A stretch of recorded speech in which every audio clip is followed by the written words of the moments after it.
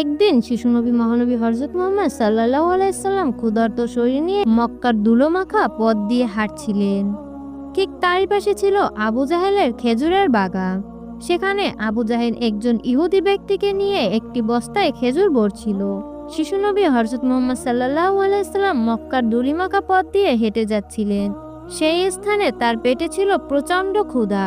খেজুরের আশায় শিশুনবী হযরত মুহাম্মদ সাল্লাল্লাহু আলাইহি সাল্লাম আবু জাহেলের খেজুরের বাগানের দিকেই রওনা দিলেন।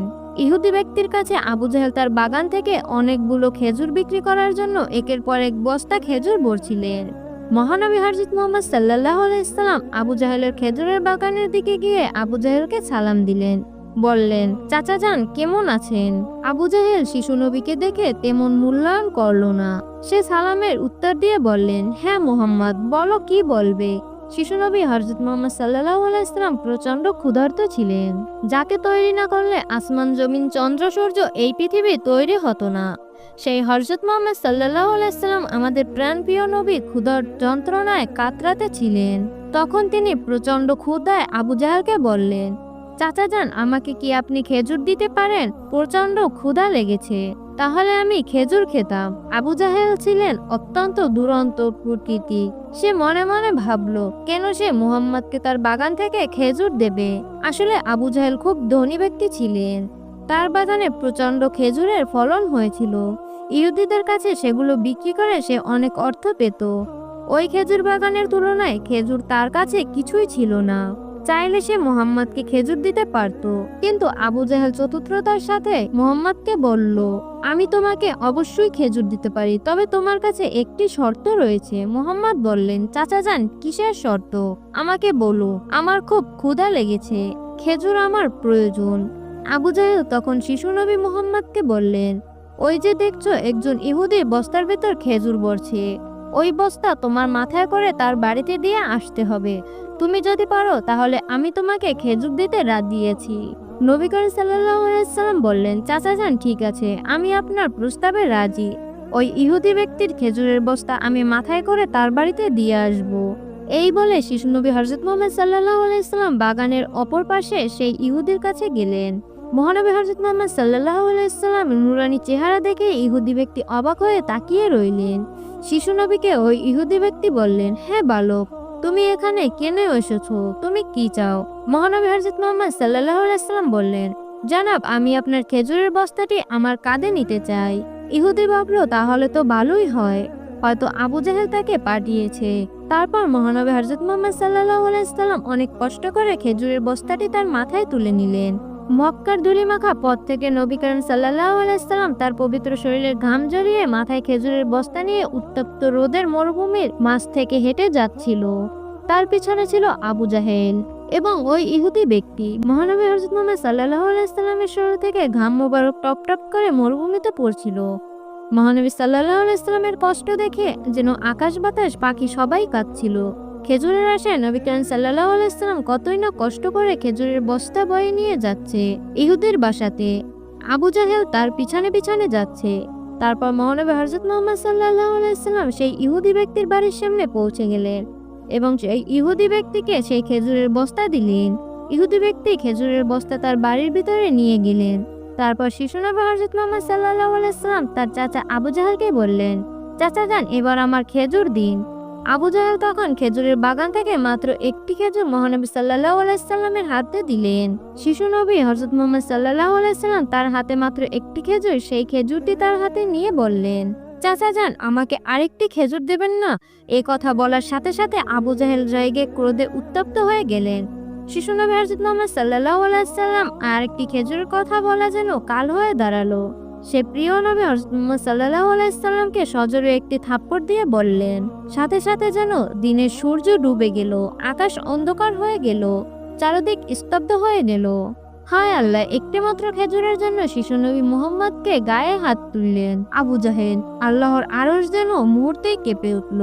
তারপর ওই ইহুদি যখন খেজুরের বস্তা খোলার জন্য ঘরের ভিতরে গেলেন, খেজুরের বস্তা খুলে তিনি বিস্মিত হয়ে পড়লেন। দেখলেন খেজুরের বস্তার ভিতরে সকল খেজুর পাথরে পরিণত হয়ে গেছে। ইহুদি এক চিৎকার করে আবু জাহেলকে ডাক দিলেন। তখন ইহুদি সেই ঘটনা দেখে অবাক হয়ে রইলেন।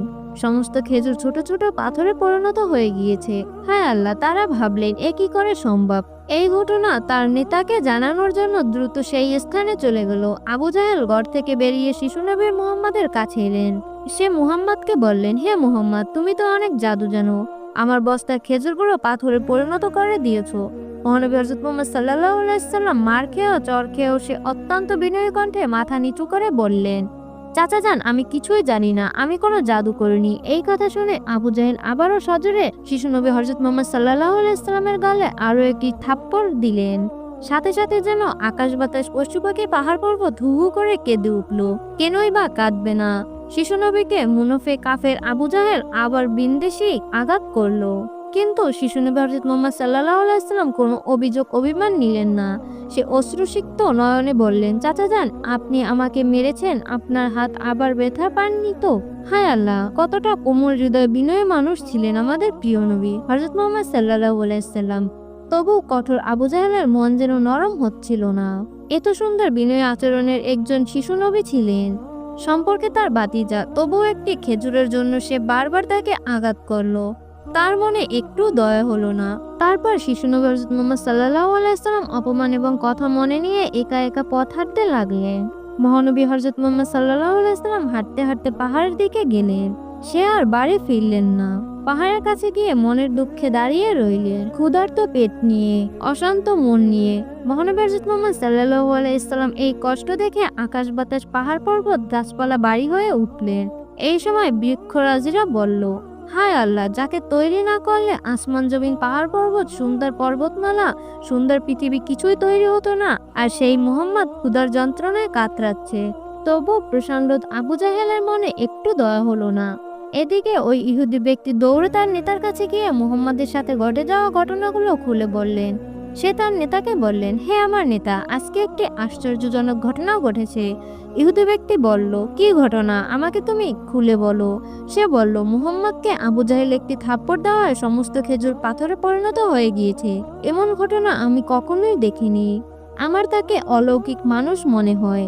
সে কি সত্যি আল্লাহর নবী নাকি কোনো জাদুকর?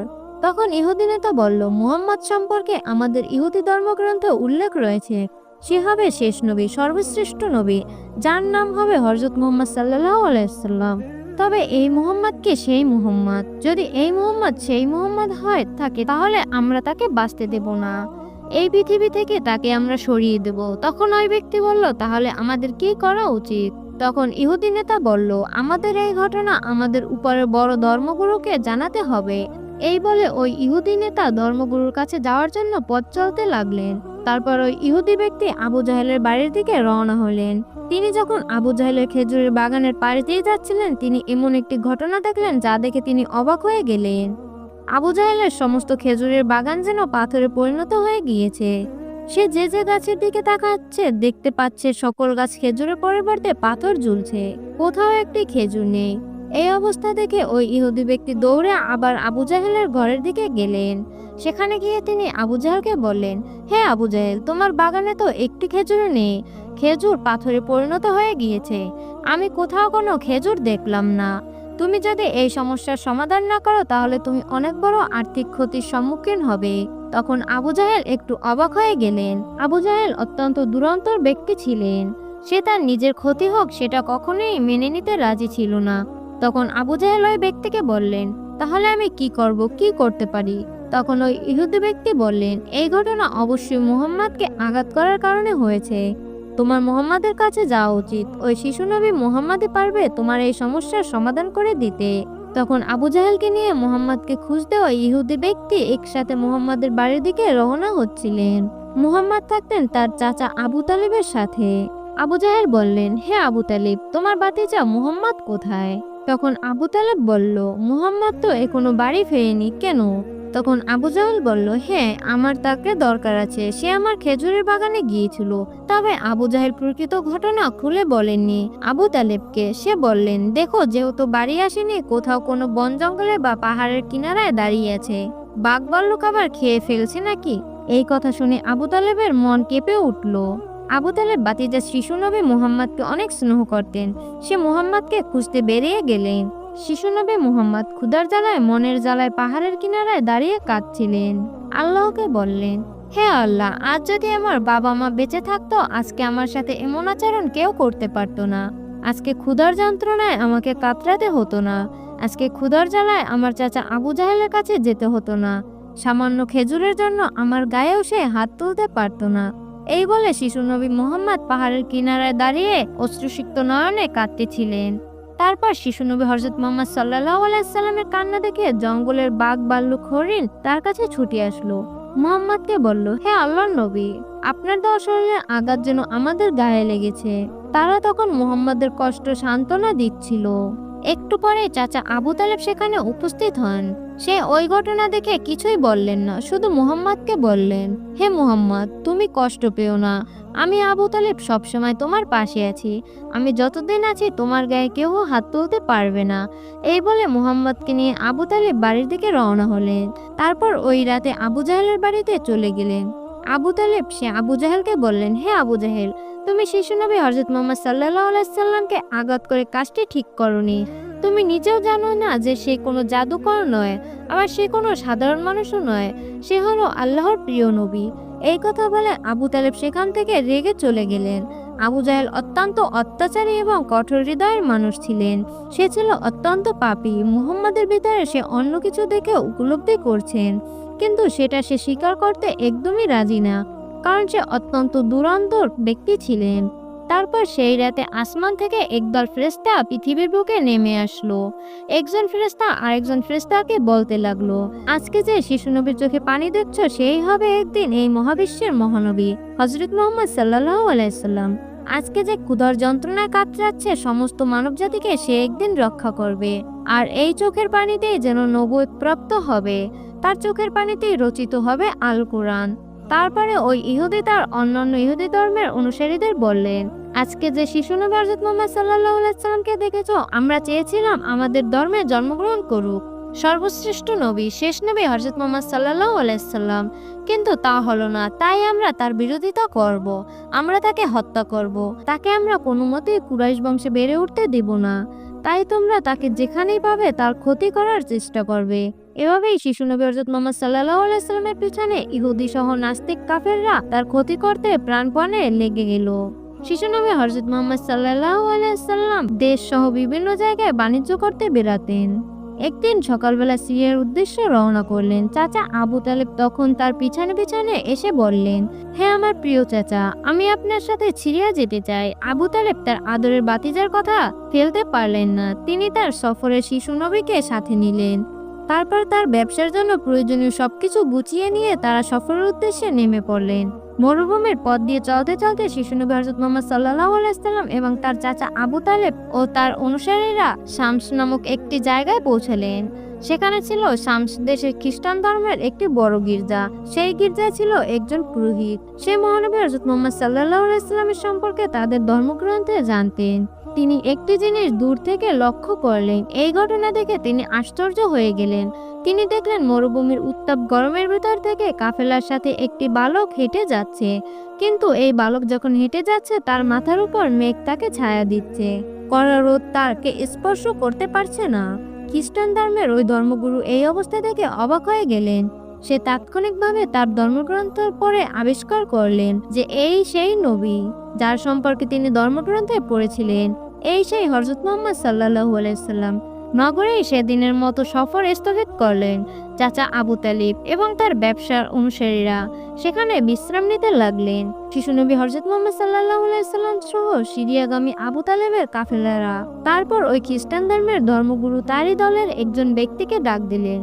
ধর্মগুরু তাকে ডেকে বললেন, শোনো, ওইখানে যে কাফেলারা বসে আছে, তুমি বলবে আজকে তারা আমার মেহমানখানায় আমন্ত্রিত। আমি তাদের আপ্যায়ন করতে চাই। তাদের এই সংবাদ পৌঁছে দাও। তারপর খ্রিস্টান ধর্মগুরুর এই কথা শুনে কাফেলার কাছে উপস্থিত হলেন খ্রিস্টান ধর্মের সেই অনুসারী। সে বলল, আমাদের ধর্মগুরু আজকে আপনাদের আপ্যায়ন করতে চায়। আজকে আপনারা আমাদের অতিথিশালায় খাওয়া দাওয়া সারবেন। আবু তালেব তাদের প্রস্তাবে রাজি হলেন। তারপর কাফেলা সহ সবাই সেখানে উপস্থিত হলেন।